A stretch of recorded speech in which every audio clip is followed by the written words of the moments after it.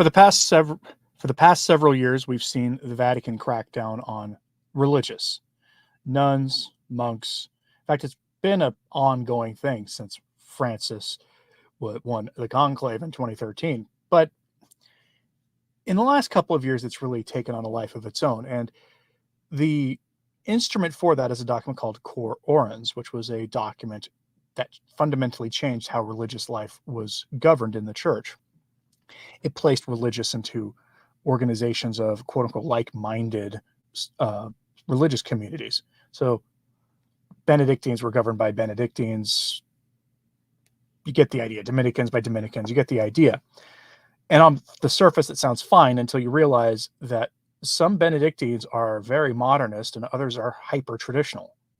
The same with any other group you can imagine. This has caused tensions. It became pretty obvious that once these tensions arose, that the entire purpose of the document was to put the thumbscrews on traditional groups. There was a poison pill in the document too, one that allowed for Rome and the local bishop to seize the property of local religious communities. And that poison pill was a requirement for religious communities to have a number of members. There were others in there too that enabled this, but that's the one that's important for us today. See, Bishop Athanasius Schneider, who has been very quiet in the last few months, basically since Cardinal Burke got his talking to from Francis, has just endorsed by action a group of now independent, they use the word autonomous, but the word independent's key here, group of nuns in Florida. You have to understand, typically religious are under the authority of the local bishop. These are not, but I would not call them schismatic either, because they reached out to Bishop Schneider, who is, at least for the time being, has a good relationship with Rome. And I say for the time being because as these stories get out there, and you might think, well, why are you talking about it? If you think as these stories get out there, you'll have problems. This was reported by LifeSite yesterday, and if they reported on it, Rome knows about this already. So we'll talk about this here.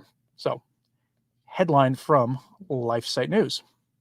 Bishop Schneider blesses the construction of a traditional Carmelite monastery in Florida. Sister Loretta Maria is founding an autonomous monastery to pray for priests and for the world within a community under the Carmelite rule, without the threat of suppression by any diocese or the Vatican.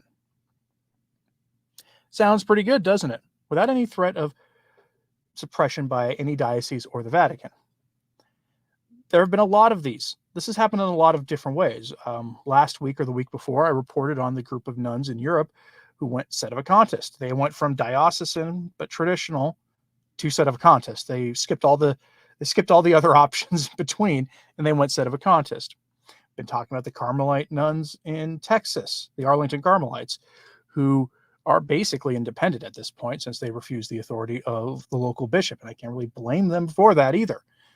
And there's a lot of other groups doing this as well. Cor Orans was clearly meant to suppress traditional groups, even though most traditional groups are the ones that have thriving vocations. Not all of them, though, as you'll see. But here is the key word, autonomous. These nuns have gone independent from the local bishop and from Rome. It's an extreme measure taken in extreme times. Again, Cor Orans allows the Vatican and the local bishop to basically steal their property under certain circumstances. And the only way to fight back is, unfortunately, to go independent. Now, the fact that Bishop Schneider is backing them up is incredible, and it's a sign that they are not really schismatic and are interested in being in communion with Rome. It's just that modernist Rome is something they have no interest in dealing with. How long will they have to be independent for? How many years? How many decades? Until they get a pope who ends Cor Orans and allows for religious to be governed under some other structure? Who knows? From the article, quote, Bishop Athanasius Schneider of Astana, Kazakhstan, blessed ongoing efforts to establish a traditional Carmelite monastery in Florida independent of any diocese. The desire of the sisters to serve the Holy Roman Catholic Church as an autonomous monastic community for the greater glory of God, the salvation of souls, and the safekeeping of the traditional Latin Mass, Schneider wrote in a blessing posted to the Building Fund project site. The bishop concluded, "May the blessing of Almighty God, Father, Son, and Holy Spirit descend upon this work and remain forever." Sister Loretta Maria of the Blessed Trinity and the Rosary, the founding sister and president of the 501c3 nonprofit corporation for the monastery's building fund, previously lived in a now suppressed Carmelite monastery in Savannah, Georgia, founded in 1958. Last year, the Vatican shut down the monastery after claiming the community did not meet the requirements of its 2018 instruction Cor Orans, which revolutionized women's contemplative life. The directive centralized religious communities under federations, thereby undercutting their individuality and their own charisms. Cor Orans cites the number of nuns as among the reasons a contemplative religious community may be suppressed. As the time it was forced to close, the Carmelite monastery in Georgia had 3 fully professed nuns and 2 novices. The oldest sisters, including the Mother Superior, were both reportedly told to, quote, find a nursing home to move to without any direction or assistance from either the order or the diocese. Let's pause here. That's a very Christian response, an attitude to have, isn't it? Shut down their monastery and then, without offering any help whatsoever, telling the nuns to go find themselves a nursing home. That's the caliber of people we're talking about now in Rome. That's who we're dealing with here. It's a very Christian attitude that they have. I'm not surprised that they went independent with that kind of response. Back to the article. Sister Loretta Maria told LifeSite News that the founding of a new independent Carmelite monastery is necessary, as shown both by the suppression of the Savannah Carmel and by the ongoing suppression of the traditional Latin Mass, which has been mercilessly enforced around the world following Pope Francis's motu proprio Traditionis Custodes. She explained that the newly formed 501c3 called Habit Forming Sisters Corporation will be solely managed by the members of the new community, so that the assets of the monastery will always belong to the nuns. These assets will include, God permitting, what she is currently fundraising toward, Our Lady Co-Redemptrix Carmelite Monastery and Our Lady of Sorrows Chapel in High Springs, where she hopes the sisters will be able to attend the traditional Latin Mass daily, offered by traditional Catholic priests in union with Rome. She has thus far cleared and fenced the 10 acres of land upon which the sisters will build, but is in need of funds to construct the chapel and monastic cloister. An engineering team is currently developing the monastery design according to St. Teresa of Avila's vision, she told LifeSite. So they want to be in communion with Rome with this. That's fine. But who's going to provide their sacraments for them? You're never going to get an autonomous, independent organization locally getting support from the diocese. That is not going to happen. If they do not submit to Cor Orans, they're not going to get the assistance that they're asking for. So that doesn't leave them many options. They could possibly reach out to the Coalition for Canceled Priests, who are, I would say, in communion with Rome. They're just acting essentially as priests in defiance of the unjust actions of their local ordinary. They could reach out to the SSPX, who, despite what the Pope splainers will tell you, are in communion with Rome. Bishop Schneider, on behalf of the Vatican, investigated the SSPX firsthand for 2 years by observing them, wrote a report saying they're fully in communion with Rome.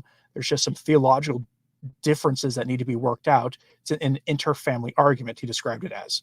Yes, the SSPX are in communion with Rome. They could reach out to them, and yes, the SSPX have a pretty healthy presence in Florida.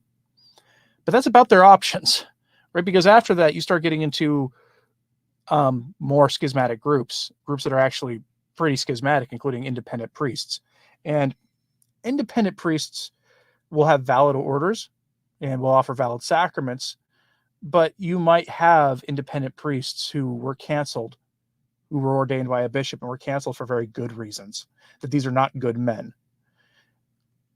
And you may have independent priests who come from questionable lines of authority. And so this is a question that I have for them, is where are you going to get your sacraments from?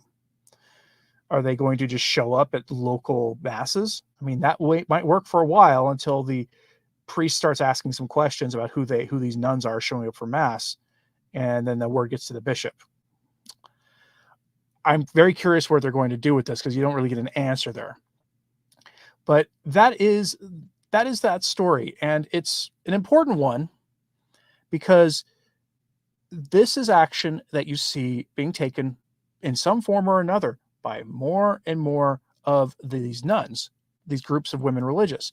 They feel that they have to go this route, that they don't have a choice, that the Church of the New Advent, the synodal Church of the New Advent, who we are reminded is open to everyone, todos, todos, todos, to quote Pope Francis, is not really open to everyone. That's what Cor Oran's made pretty obvious. That's what the exclusion of traditionalists from most of the synodal process has made obvious. That the Vatican, including a requirement for a certain amount of nuns to exist before basically crushing a religious organization, and this being used mostly against traditional nuns and traditional monks, that's a telling giveaway, especially since they find all sorts of reasons to crush these groups. This is why, larger organizations also have faced this problem, but without using the excuse of the lack of vocations there. For those who might not be aware, there were something like 10 times as many nuns in the United States in 1958 when this group was founded as there are now. That once the new mass was promulgated, and in the years after Vatican II, vocations to women religious life and religious life more broadly fell off the cliff. They crashed because while all the changes in the church were happening, there were also bishops bringing in, and abbots and mother superiors were bringing into those religious communities psychologists to basically tell them that the men and women religious were suppressed, or were living a lie, basically, and giving them the good news of the false gospel of the secular world when it comes to sins of the flesh, and it annihilated many religious communities. But there's been a resurgence of traditional religious life in recent years, and Cor Oran's is the instrument they are using to crush that. Now, I'm going to pivot here because I think this does pair nicely as a topic with something Roberto de Mattei wrote. And this has been published a few places online, but we will focus on the one that he posted to his Patreon a couple of days ago. And the headline he has here is, "Does the Church still believe in the supernatural? From Fiducia Supplicans to the norms on the discernment of supernatural phenomenon." Now he's talking about here this book here. I did a sort of review of it for the patrons and channel members, and it's available as a bonus content from last week on through the emails and the posts, or through the notification system that channel members have. That does remind me, if you've ever thought about supporting the work of Return to Tradition, this is a great time to do it. It helps keep these messages coming daily. Patreon or whatever, there's many options in the description box below that have been asked for by people who have viewed this channel for a long time. Help is greatly appreciated and does keep these daily messages coming. Thought I'd throw that in there because I'm very bad about doing that during my live streams. But he asks here this question, and he links Fiducia Supplicans to the norms, the new norms on Marian apparitions. The Vatican is no longer in the business of saying a Marian apparition or a miracle is worthy of belief. And a question very few have asked, but was asked to me in an email by a viewer, is, well, hold on. If they say that they won't declare something to be supernatural origin, then what about the miracles required for canonization? Since the 1980s, the rules for canonization have become so watered down that a lot of people doubt the veracity of a lot of canonizations. For those who get upset about like Carlo Acutis, the stuff you see online where people challenge it, it's because of those norms that were changed. That's why they do it. Some people say some stuff that's just kind of silly and kind of like dumb digs at the guy, but a lot of people question the process now because the norms for it were changed so dramatically that they are now canonizing people for clearly political reasons. I'm not saying that that young man was, but there are some examples from South and Central America that are very eyebrow raising when you see these people, especially since a lot of them were essentially having an eye kept on them by the old Holy Office back in the 60s. And this does beg the question, does the church still believe in the supernatural? Fiducia Supplicans represents a categorical rejection of the supernatural and belief in the supernatural in the church, as does those new norms for Marian apparitions. So so Roberto de Mattei does a great job of linking the two here. So we're going to just go over this article. This is fantastic. The declaration Fiducia Supplicans, issued on December 18th, 2023, by the Dicastery for the Doctrine of the Faith, with the approval of Pope Francis, has been one of the most controversial points of this pontificate. But it has also marked a turning point thanks to the vast reaction of cardinals, bishops, and entire episcopal conferences, starting with those peripheries that the Pope has so often invoked as bearers of an authentic religious and human values. The reason for the protest is a contradiction the document seems to have with the perennial magisterium of the Church. Indeed, the statement, while denying the permissibility of double S-type parodies of holy matrimony, admits a possibility of blessing so-called James Martin-type pairings, effectively approving the bond that sinfully unites these two partners. That the document is more than ambiguous has been demonstrated not only by the reactions it has aroused, but also by the clarifications Pope Francis was forced to make. He, speaking at the Dicastery's plenary assembly on January 26, 2024, stated that when you spontaneously approach a couple to ask them, you are not blessing the union, but simply the people who together have requested it. And in an April 24th interview with the American CBS network, 60 Minutes, he reiterated, "What I allowed was not to bless the union. That cannot be done because this is not the sacrament. I can't. The Lord has done that. But blessing every person, yes. The blessing is for everyone, for everyone. To bless a double S-type pairing, however, goes against the given right, against the law of the Church. But to bless every person, why not? The blessing is for everyone." Some people were scandalized by this. But why? Everyone! Everyone! If this were the case, however, it would be necessary to revoke the declaration, meaning revoke Fiducia Supplicans, or at any rate to correct it, because in the face of the reassuring interventions of the Pope and the Secretary of the Dicastery of the Faith stands the text of the Fiducia Supplicans, which in paragraph 39 states, "A couple in an irregular situation or of the same or different type of flesh can ask for the blessing, even if it will, quote, never be carried out at the same time as the civil rites of union or even in connection with them, not even with the closed gestures or words of proper to holy matrimony." In the horizon of confusion comes the book The Breached Dam, The Surrender of Fiducia Supplicans to the James Martin Lobby by Jose Antonio Ioreta and Julio Loreto, two leaders of tradition, family, and property, already authors of the 2023 bestseller, The Synodal Process, A Pandora's Box.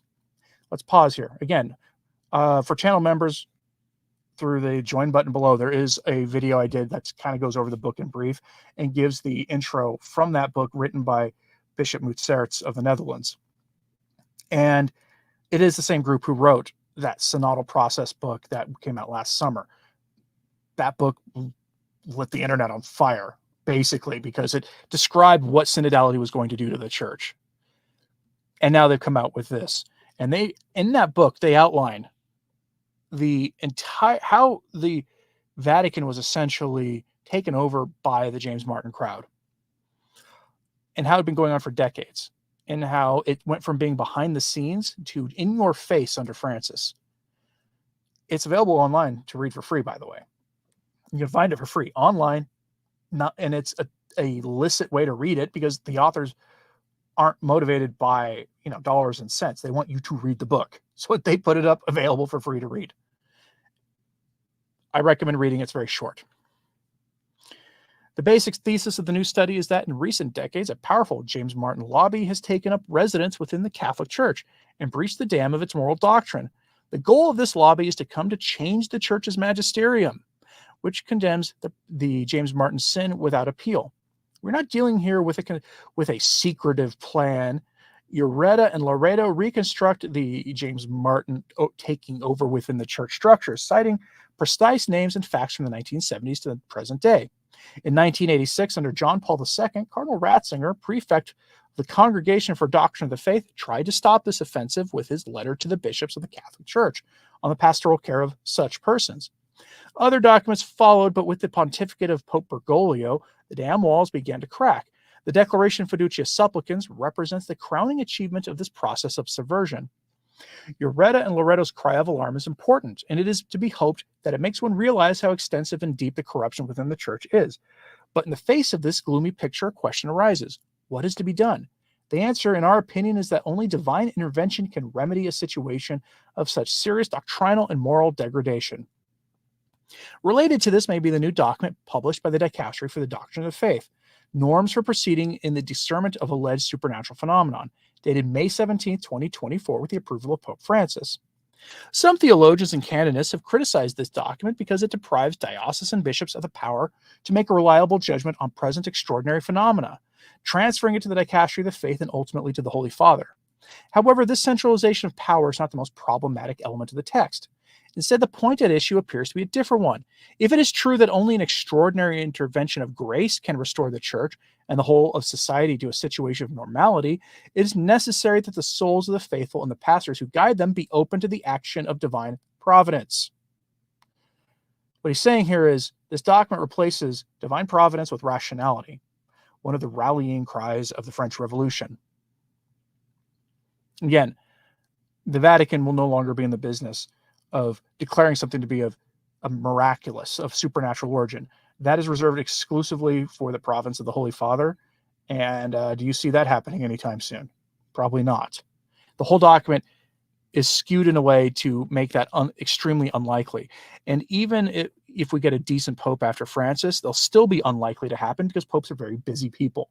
They're not likely to take an issue and spend that much of their time on it unless they find it particularly compelling. Worthy of belief is a phrase that will be gone from our lexicon because of this document. Instead, the new norms of the Dicastery for the Doctrine of the Faith give the impression that the Church wants to retreat from the possibility of recognizing an authentic supernatural phenomenon. To the three traditional criteria of yesteryear, non-supernaturalness constitutes of the phenomenon, no supernaturalness constitutes, supernaturalness constitutes, the DDF text replaces 6 new ones ranging from the explicit declaration of non-supernaturalness to a nihil obstat, which says nothing about the supernatural nature of the phenomena, merely recording its spiritual fruits. The crux of the new norms, as noted by the new Daily Compass, is Article 22, subsection 2, according to which, quote, the diocesan bishop will take care, moreover, that the faithful do not consider any of the determinations as an approval of the supernatural character of the phenomena. Meaning that the Vatican, no matter what the Vatican says, you are not to take it as the thing being approved. His work in concert with the Dicastery will henceforth be devoted to the purely pastoral aspects of alleged apparitions or miracles, with the possibility of arriving at a negative judgment, but never an affirmative one on the merits. Now, it is true that the Church has always acknowledged the intervention of heaven only after severe investigations, but its circumspection is not the skepticism of the unbeliever. The rationalist smiles condescendingly when told of apparitions or miracles, because he rejects God's presence in history. The Church, on the other hand, believes in the miraculous, but knows that this is an area in which men can deceive themselves and the devil deceive them. For these reasons, she acts prudently until God's action is ascertained. However, one cannot question this has power to affirm with certainty constant de supernaturalite. The new norms of the Dicastery of the Faith deny the Church's pastors the possibility of ascertaining the traces of God's intervention in human history on the assumption that the Church's public revelation is closed with the death of the last apostle. And you go on and on and on with a little bit with that. Now, I'm going to point out something he doesn't mention here, and I mentioned this in my coverage of that document. The document explicitly says a category for rejection of such messages will be if the messages bear any kind of fruit that undermines the unity of the church or sows distrust with lawful church authority. Now, why is that important? Because if you read the messages from Our Lady of the Good Event of the Purification in Quito, Ecuador, Our Lady of La Salette, yes, Our Lady of Fatima, and Our Lady of Akita, kind of the big four of the of Marian apparitions, as well as a whole host of lesser-known Marian apparitions, they all point to there basically being a apostasy in the church led from the top, to paraphrase what one very liberal cardinal said about the matter in the 1990s, who said he'd read The Third Secret in the presence of the Pope, and that's what it said. He said that. Any Marian apparition or other mystical experience, a visionary among a mystic who said among the laity who says such things, that will be counted against them for the lukewarm positive judgment that they can give now. Think about the implications of that. They are silencing heaven. So, to bring it back to this religious question and to the question about Fiducia Supplicans, do they believe in the supernatural anymore? The point of the contemplative life for nuns is they spend their days essentially interacting with the supernatural. They're praying, and they're fasting for the salvation of souls. That's what they spend their day doing. Yes, they do work as church law has always required them to do. Religious organizations are required to be able to support themselves through works that meet their financial material needs. So they can keep their lights on and all that. But they spend most of their time praying. It is, a spiritual work of mercy that they spend their days doing. And that is directly interacting with the supernatural. And they've been in the act of crushing these organizations for a decade now. Fiducia Supplicans overtly rejects the wrath of God, God's justice. Remember, those who advocate for normalizing that sin that cries out to heaven for justice, according to sacred scripture, categorically deny what scripture says on those things. As I said yesterday or the day before in the live stream, Cardinal Fernandez has brought in to the Dicastery for the Doctrine of the Faith 3 new cardinals who, with their lips, affirm what the church has always said about holy matrimony, but through their actions have fully embraced the James Martin sin among the clergy and in broader society. This is the church tripling down on this. And I'll put the church in quotes. Because, if you've been watching for a long time, you know that I'm a believer in the ape of the church hypothesis, as promoted by Archbishop Fulton Sheen, Blessed Aunt Catherine Emmerich, and numerous mystics throughout the ages. Is the formation of Vatican II and the takeover of the James Martin types linked? I mean, the aftermath of Vatican II was relaxing of Catholic morality to the point where it went too far even for Pope Paul VI. That's why he issued Humanae Vitae, which all the bishops ignored, by the way. So you could say yes to that. I think they took advantage of the chaos, but also the Vatican II, which if you've read the original documents, aren't really they were fine. They were Catholic documents, and they were rejected like on the first day of the council through the work of the Pariti, the experts at the council, many of whom were probably of that type. But you can't really prove that. Most of the Pariti have remained anonymous. We know about that. We know of a few of them. Karl Ratzinger was one of them. Well, Father Ratzinger at the time. Although I will be one of the first to tell you that he appears to have had a change of heart later on after he saw the fruits of his work.